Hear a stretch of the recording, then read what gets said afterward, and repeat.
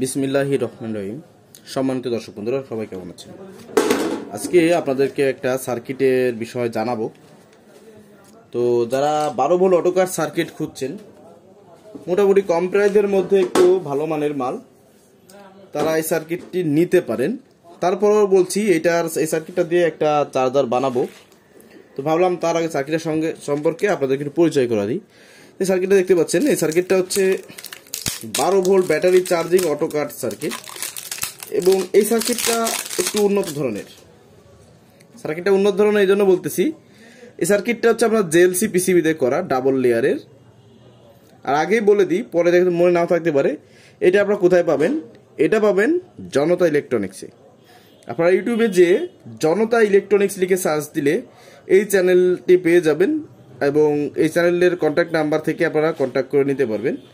তো এখানে দেখুন যে সার্কিটটা দেখতে পাচ্ছি, এখানে একটা রিলে ব্যবহার করা হয়েছে, আর ভালো মানের দুইটা 6 এম্পিয়ার ডায়োড রেকটিফায়ার ব্যবহার করা হয়েছে।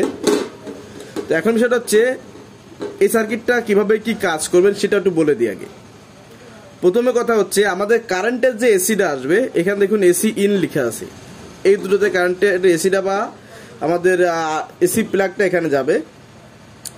এরপরে আপনার এখান থেকে এসি ট্রান্সফরমারের, অর্থাৎ এসি কটের লাইন দুটো এখানে দিবেন, আর ট্রান্সফরমার দুটো এসি তার আছে, ওই দুটো এখানে দিলে হয়ে গেল এসি সাইডের কাজ।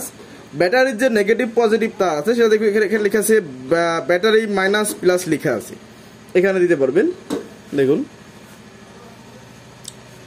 এরপরে এই তো ব্যাটারি লাইন দিলাম, তাহলে আমি এসি লাইন পালাম, এসি ইন আউট পালাম, এবং ব্যাটারি লাইন পালাম। এবং ট্রান্সফরমার থেকে যে 3টা তার বেরোচ্ছে, যদি 2টা তার হয় তাহলে কি করবেন?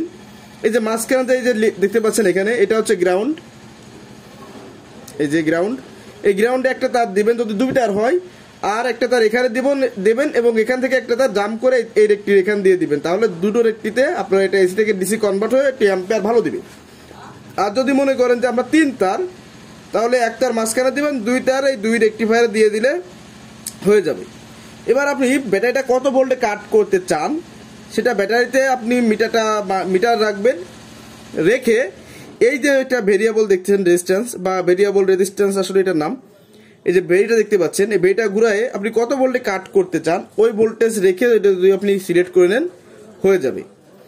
আর এই সার্কিটটা সুবিধা আছে, এখানে একটা ফ্যানও লাগাতে পারবেন, এই যে এক্সট্রা করে দেওয়া আছে। তো এই লাইনটা আপনি ফ্যানের লাইন দিতে পারবেন। আশা করি অল্পতে ব্যাপারটা বুঝে গেছেন।